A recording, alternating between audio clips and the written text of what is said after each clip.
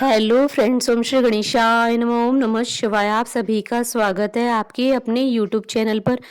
Friends, आज हम आपको इस वीडियो में बताने जा रहे हैं साल 2023 के मार्गशीर्ष मास के रवि प्रदोष व्रत का शुभ मुहूर्त, पूजा विधि, प्रदोष काल पूजन का समय, व्रत कथा, महत्व और उपायों के बारे में। फ्रेंड्स, वीडियो शुरू करने से पहले आपसे रिक्वेस्ट है, अगर आप हमारे चैनल पर नए हैं और आपने अभी तक चैनल को सब्सक्राइब नहीं किया है तो प्लीज़ सब्सक्राइब कीजिएगा चैनल को, साथ ही प्रेस कीजिएगा बेल आइकन को, जिससे नए वीडियो से रिलेटेड नोटिफिकेशन आपको तुरंत प्राप्त हो सके। और वीडियो पसंद आने पर वीडियो को लाइक और शेयर जरूर कीजिएगा ताकि सभी भक्तों को इस वीडियो का लाभ प्राप्त हो सके। और कमेंट बॉक्स में ओम नमः शिवाय जरूर लिखिएगा। हर माह के दोनों पक्षों में आने वाली त्रयोदशी तिथि के दिन प्रदोष व्रत रखा जाता है। प्रदोष व्रत भगवान शिव जी को समर्पित होता है। इस दिन भोलेनाथ की विधि विधान से पूजा अर्चना की जाती है। साल 2023 में मार्गशीर्ष मास की शुक्ल पक्ष की त्रयोदशी तिथि 24 दिसंबर 2023 रविवार के दिन है। रविवार के दिन आने वाले प्रदोष व्रत को रवि प्रदोष व्रत के नाम से जाना जाता है। शास्त्रों और पुराणों के अनुसार रवि प्रदोष व्रत करने से व्यक्ति को आरोग्य जीवन की प्राप्ति होती है। इतना ही नहीं, इस व्रत को करने से व्यक्ति दीर्घायु और प्रसन्नचित रहता है। इस दिन भक्तों को भगवान शिव जी के साथ माता पार्वती की भी श्रद्धा पूर्वक पूजा करनी चाहिए।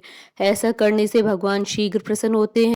फ्रेंड्स, अब आइए जानते हैं मार्गशीर्ष मास के रवि प्रदोष व्रत के शुभ मुहूर्त के बारे में। हिंदू पंचांग के अनुसार साल 2023 में मार्गशीर्ष मास का रवि प्रदोष व्रत 24 दिसंबर 2023 रविवार के दिन है। मार्गशीर्ष शुक्ल त्रयोदशी तिथि प्रारंभ होगी 24 दिसंबर 2023 को सुबह 6:24 पर और मार्गशीर्ष शुक्ल त्रयोदशी तिथि का समापन होगा 25 दिसंबर 2023 को सुबह 5:54 पर। प्रदोष काल पूजन का समय रहेगा 24 दिसंबर 2023 को शाम 5:40 से रात्रि 8:22 तक। कुल अवधि 2 घंटे 43 मिनट है। फ्रेंड्स, अब आइए जानते हैं रवि प्रदोष व्रत की पूजन विधि के बारे में।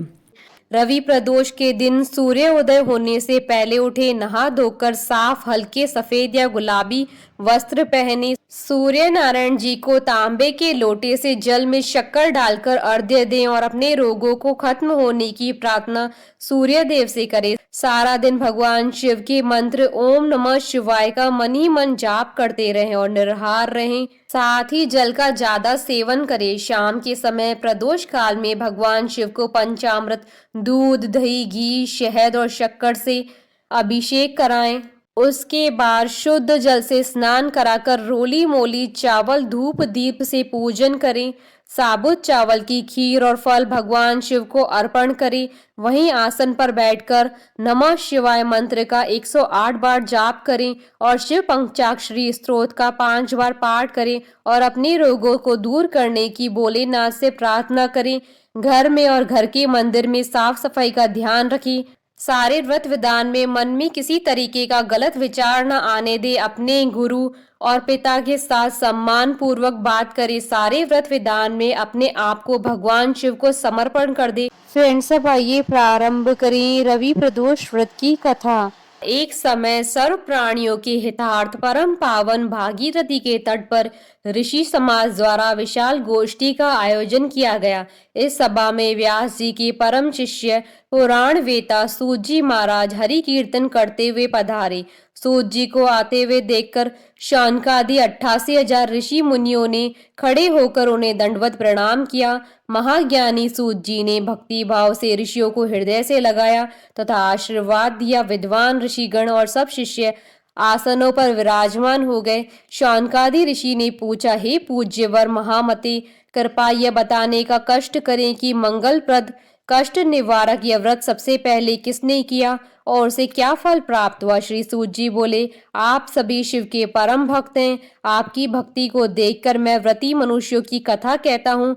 ध्यान से सुनो। एक गांव में अति दीन ब्राह्मण निवास करता था। उसकी साध्वी स्त्री प्रदोष व्रत किया करती थी।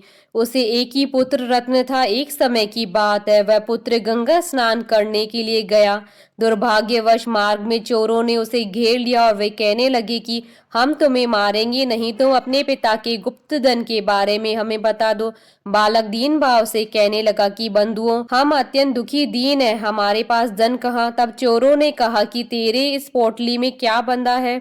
बालक ने निसंकोच कहा कि मेरी माँ ने मेरे लिए रोटियां दी है। यह सुनकर चोरों ने अपने साथियों से कहा कि साथियों, यह बहुत ही दीन दुखी मनुष्य है, अतः हम किसी और को लूटेंगे।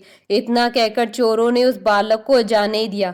बालक वहां से चलते हुए एक नगर में पहुंचा। नगर के पास एक बरगद का पेड़ था। वह बालक उसी बरगद के वृक्ष की छाया में सो गया।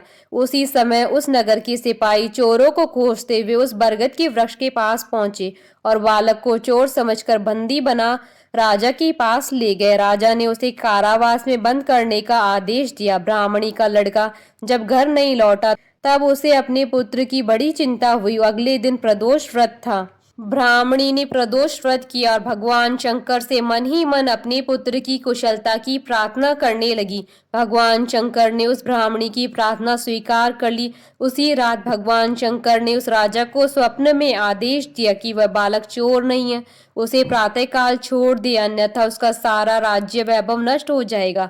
प्रातःकाल राजा ने शिवजी की आज्ञा अनुसार उस बालक को कारावास से मुक्त कर दिया। बालक ने अपनी सारी कहानी राजा को सुनाई। सारा वृतांत सुनकर राजा ने अपने सिपाहियों को आदेश देकर उस बालक के घर भेजा और उसके माता पिता को राज दरबार में बुलाया। और उसके माता पिता बहुत ही भयभीत थे। राजा ने उन्हें भयभीत देखकर कहा कि आप भयभीत न हो, आपका बालक निर्दोष है। राजा ने ब्राह्मण को 5 गांव दान में दिए जिससे कि वह सुखपूर्वक अपना जीवन व्यतीत कर सके। भगवान शिव की कृपा से ब्राह्मण परिवार आनंद से रहने लगा। अतः जो भी मनुष्य रवि प्रदोष व्रत करता है वह प्रसन्न व निरोग होकर अपना पूर्ण जीवन व्यतीत करता है। फ्रेंड्स, अब आइए जानते हैं रवि प्रदोष व्रत के दिन किए जाने वाले उपायों के बारे में। रवि प्रदोष व्रत के दिन स्नान के बाद सूर्य को अर्घ्य दें और फिर शाम को सूर्यास्त के समय शिवलिंग का रुद्राभिषेक करें। रुद्राभिषेक जल गंगा जल, दूध, दही, शहद, शक्कर, गन्ने का रस का उपयोग करें। महामृत्युंजय मंत्र का जाप करते हुए अभिषेक करें। इसके बाद हलवा या चूरमे का भोग लगाएं। आरती के बाद उसी स्थान पर बैठकर प्रसाद ग्रहण करें। इस विधि से पूजा करने पर धन, सुख, विवाह, शादीशुदा जीवन में शुभ फल मिलते हैं। रवि प्रदोष व्रत के दिन शिव स्तुति का पाठ करने पर शनि, राहु, केतु के दुष्प्रभाव में कमी आती है और भाग्य सूर्य की तरह चमक उठता है। बोलिए भगवान शंकर की जय। हमारे साथ इस वीडियो में अंत तक बने रहने के लिए आपका धन्यवाद। ओम श्री गणेशाय नमः। ओम नमः शिवाय।